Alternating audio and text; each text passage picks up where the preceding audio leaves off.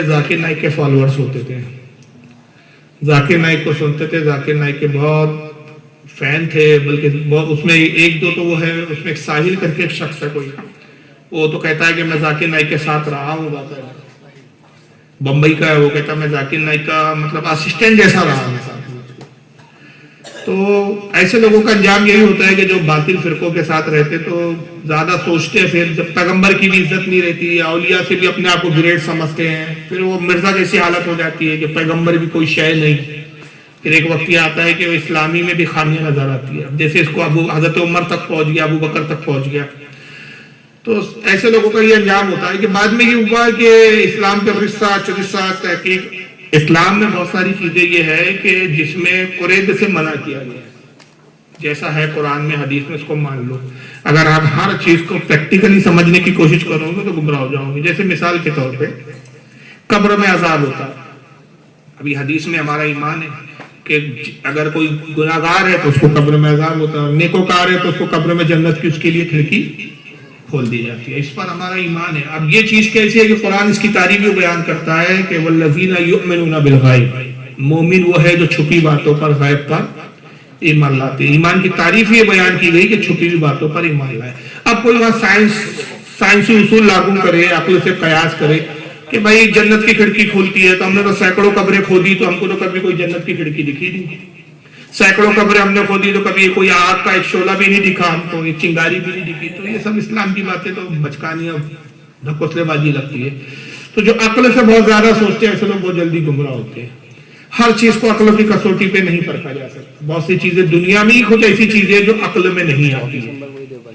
तो ये लोग क्या करते हैं रिसर्च के नाम पे कि नहीं भाई हर उस चीज को हम मानेंगे जो हमारी अक्ल में आएगी, जो साइंटिफिक होंगी। नतीजा ये होता है कि एक वक्त आता है कि गुमराह हो जाते हैं। तो इस तरह का एक ग्रुप वजूद में आया है जो अपने आप को एक्स मुस्लिम बोलता है। एक्स मुस्लिम ही उन्होंने नऊज़ बिल्लाह मिन ज़ालिक इस्लाम छोड़ के मुर्तद हो गए, इस्लाम से खारिज हो गए, दूसरे मजहब को कबूल कर लिया।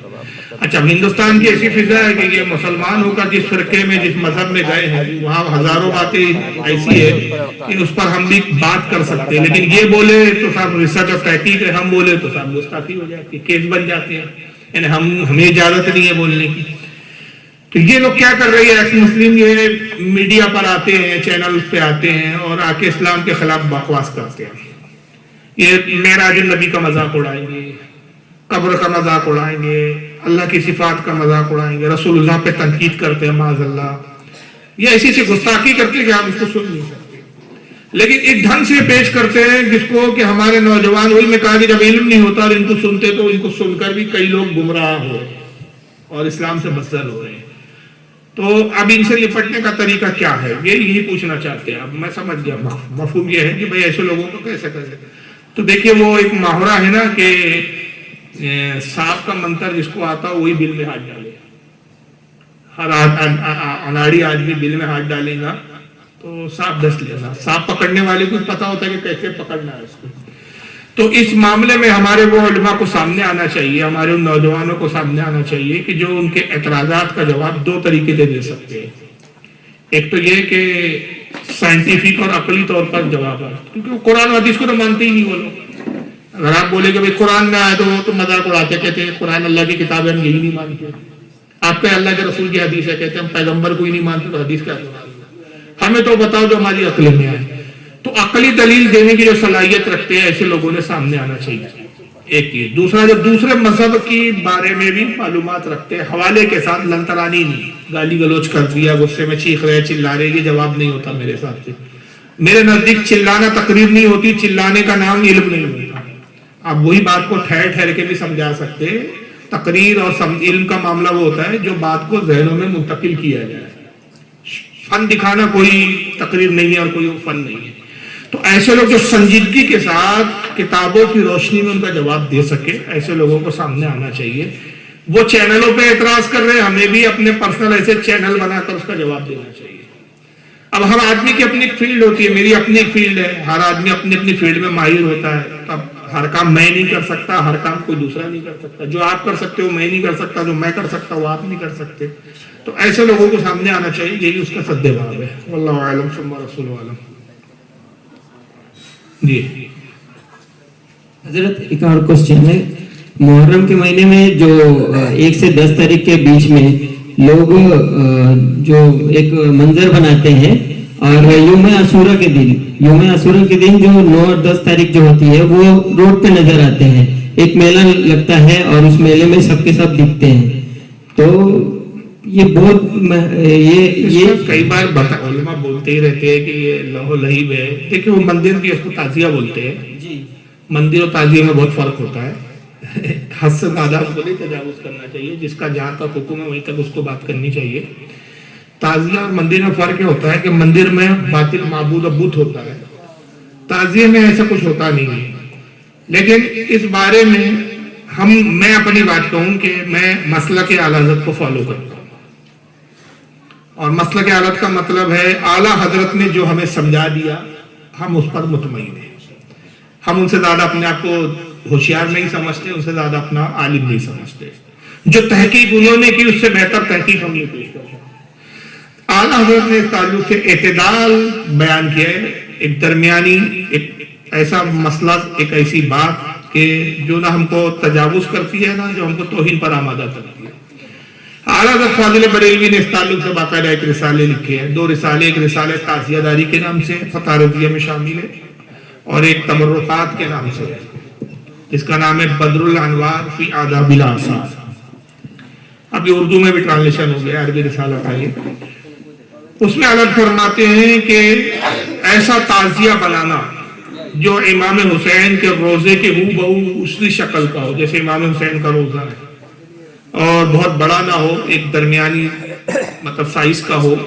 گھر میں کسی اچھی پاک جگہ پہ اس کو اس نیت کے ساتھ رکھنا کہ اس کو دیکھو کہ امام حسین کی یاد تازہ ہوتی ہے. اس حد تک تعزیہ بنانا اور گھر میں رکھنا جائز ہے.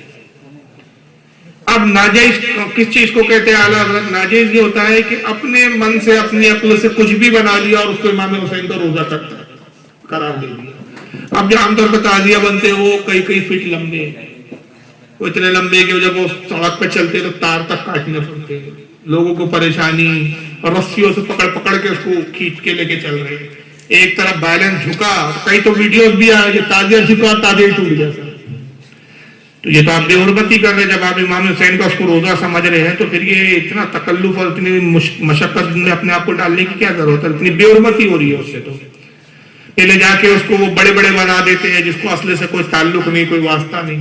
اس میں پیسوں کا اسراف, فضول خرچی, اور اس کے بعد پھر وہ میلہ ٹھیلا, پھر اس کے بعد عورتوں کا ہجوم, ڈھول اور تاشے باجے ڈھولوں کے ساتھ جا رہے ہیں, مرثیہ پڑھتے ہوئے جا رہے ہیں, نمازوں کا کوئی خیال نہیں. امام حسین کربلا میں اس لیے شہید ہو گئے کہ نماز کی حفاظت کرتے رہے, اور ہم انہی کے نام پہ نماز چھوڑ کے تعزیہ اٹھانے میں لگے ہوئے. امام حسین نے کربلا کے بعد, شہادت کے بعد اہل بیت نے پردے کیے. ان یہاں تک کہ روایتوں میں آیا, بعض روایتوں میں آیا, بعض لوگوں نے لکھا بھی ہے کہ وہ ان کے پردے چھین لیے گئے تھے, دوپٹے چھین لیے تھے یزیدیوں نے, تو اپنے بالوں سے انہوں نے اپنے چہروں کو چھپا دیا.